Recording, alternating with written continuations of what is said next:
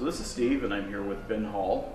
Ben Hall is on the Republican ballot for the primary in the 5th District. Ben, we appreciate your time today. My pleasure. Kind of want to just talk to you a little bit. Why don't you tell us a little bit about yourself? Okay. Like you said, my name's Ben Hall. I'll give you some of the not so exciting biographicals. I'm 36 years old, born in Fort Wayne, lived in District 5 for almost all of those 36 years, barring a couple of years at school, and did a short stint out of school, a couple of years in Chicago, worked for a bank up there, kind of post, I don't want to call it graduate school, but did a banking gig, commercial corporate banking. That's you learn a lot of stuff, kind of flying by the seat of your pants a little bit, but 2 years cram course and an awful lot of information, stuff that you just never get.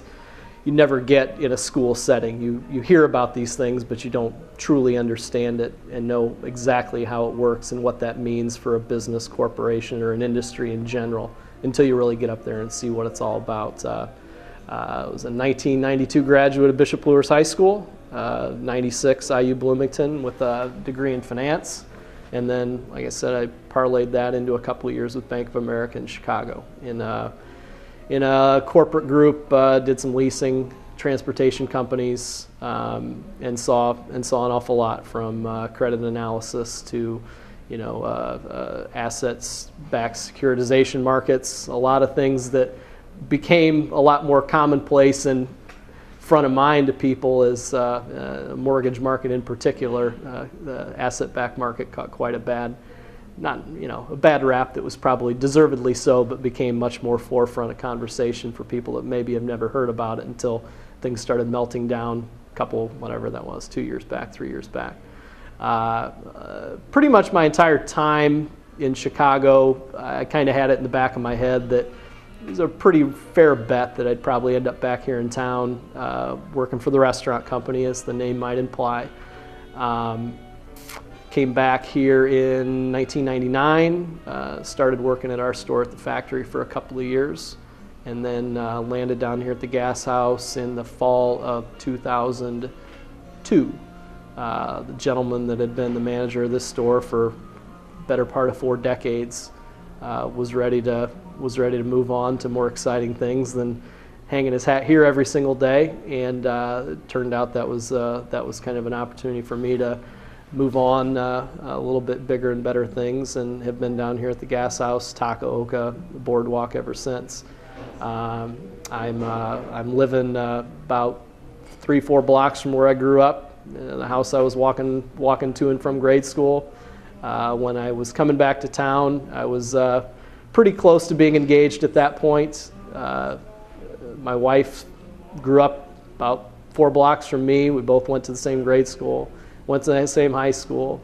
Her folks still live there, my folks still live there, and it was the neighborhood that we grew up in. It's what we know, and it's what was really appealing about being back in Fort Wayne. I mean, my fondest memories of childhood are walking home from school and figuring out whose front yard you're going to play football in after school.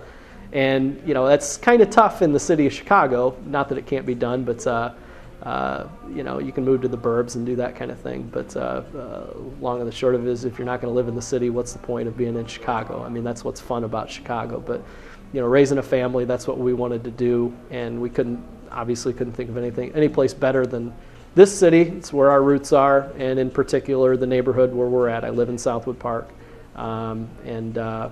We have 8 kids, ages from Leah will be about 10 here in about a month, right down to about 7 months.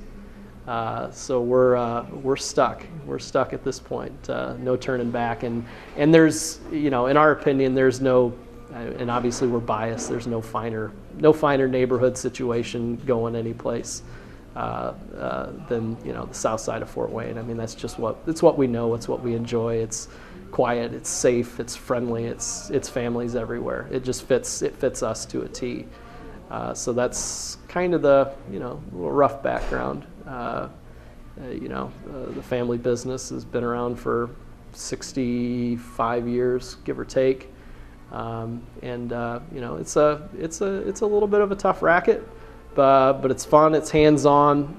That's what was really appealing about coming back to that. Is the suit and subway thing it's incredible. It's a completely different thing, and it's an amazing learning experience. But I kind of fall into the cloth of the get dirty, a little bit more casual, a little bit more informal than a banking environment, and so here we are. Why do you want to run for city council?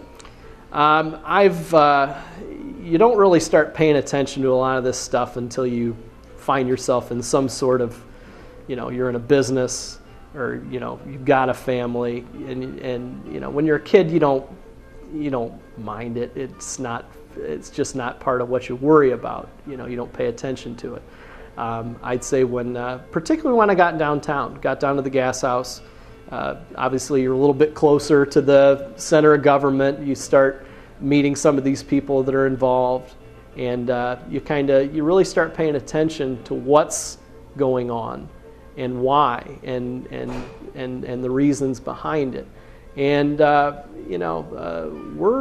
we're vested into this community pretty good, and it's downright critical that this community at large continue to thrive for a long period of time. I got a lot of college bills to pay one of these days, and potentially 4 weddings. But so we're pretty interested in how things go down, and I've been enough of an armchair quarterback type for too long. I'll hold court with people on staff here. We just get talking about something that maybe they don't pay attention to, and I'll talk about it, and get in a conversation or something, and you see somebody think, God, I never realized that. I had no idea, that kind of thing. Not that I claim to be correct all the time, but pay enough attention to really think I have somewhat of a grasp on some of the issues that are front of mind in the community, and I think I would bring a pretty good perspective to a council, in that here's somebody who's got a good background in the community, been around, lived forever, seen things come and go, and then on top of that, it's you've got somebody who's in a business dependent almost wholly on the vitality economically of the community. We're not in the law business. I mean, lawyers are going to have stuff to do regardless of what's going on to a certain degree.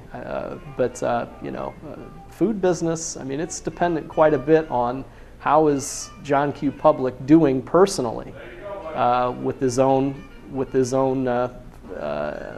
life. How's he doing, and does that mean he's going to go out to dinner once this month or twice this month, or maybe he's going to hold off until his birthday in the fall? And so it's critical. It's critical that, and not just to our business here. I mean, citywide, it's critical that people are employed and earning their wages and able to have that security that keeps things ticking around here. And like I said, I mean, I sit back and find myself griping about stuff, and it kind of came to a sort of a put up or shut up moment. I mean, what's the point in just continuing to complain when you got to get off your tail and do something about it? So that kind of brings us to where we are today.